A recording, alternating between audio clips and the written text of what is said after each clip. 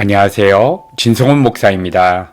오늘 본문 말씀 신명기 9장 1절에서 8절까지 말씀을 중심으로 나는 목이 곧은 백성인가 라고 하는 제목의 하나님 말씀 나누도록 하겠습니다. 오늘 본문 말씀에는 하나님께서 이스라엘 백성들에게 약속의 말씀을 주시는데 너희들이 가나안 땅에 들어가게 된다면 아낙 자손들이 있을 것인데 그들은 중후장대하고 그들이 쌓아놓은 성은 하늘에 닿을 듯 크고 강하고 높을 것이지만 그러나 내가 앞서서 그들을 처치하고 멸해줄 것이다. 그런데 이 전쟁의 승리보다 더욱더 중요하게 너희의 마음속에 새겨야 할 것은 이 전쟁의 승리는 오직 하나님의 능력과 은혜로만 주어진 것이기에 너희들의 힘과 노력으로 승리했다라고 착각하지 말라는 것입니다. 여러분, 우리 안에 있는 죄악된 자아가 너무나 자연스럽게 인식하는 한 가지 틀이 있는데 그것은 우리의 삶에서 이 세상적인 풍요가 주어지게 될 때에 내가 그 일에 대해서 열심을 다했고 내가 어떠한 신앙적인 열심을 들였기 때문이라고 생각하는 것입니다. 예를 들어서 내가 목사이고 내가 선교사인데 내가 날마다 정성을 다하여 교회의 성장과 선교 사역의 확장을 위해서 간절히 하나님께 기도하고 내가 최선을 다하였더니 그 결과로 내가 사역하는 교회가 대형교회로 성장하게 되었고 내가 사역하는 선교지에 수많은 교회들이 세워지고 사역이 확장되었다.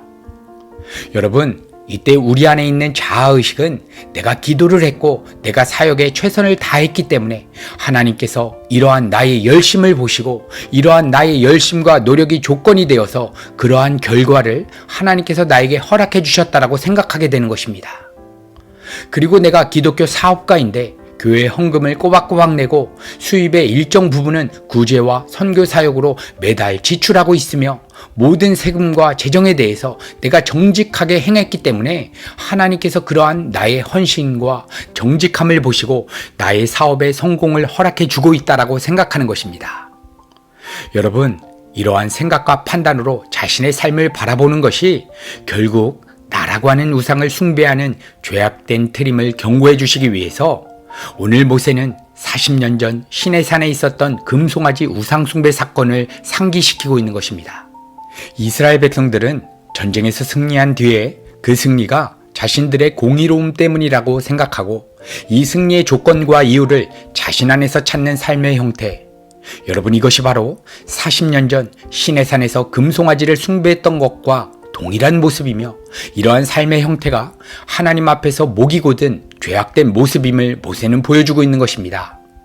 신명기 9장 6절, 그러므로 내가 할 것은 내 하나님 여호와께서 내게 이 아름다운 땅을 기업으로 주신 것이 내 의로움을 인함이 아니니라.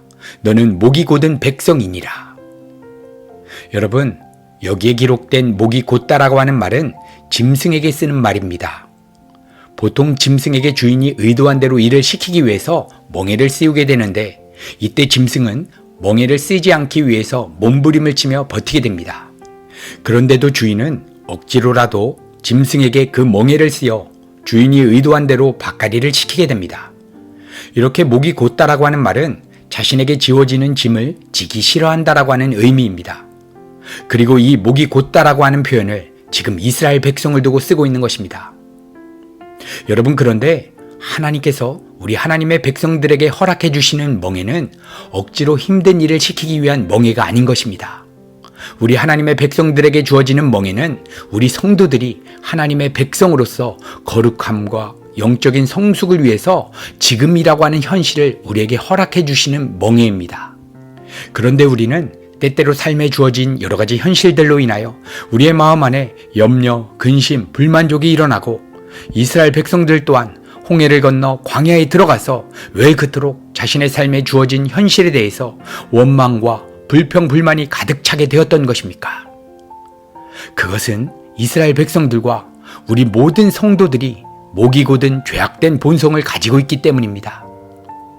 여러분, 우리 성도의 인생의 최고의 디자이너는 창조주 되시는 우리 하나님 아버지이십니다.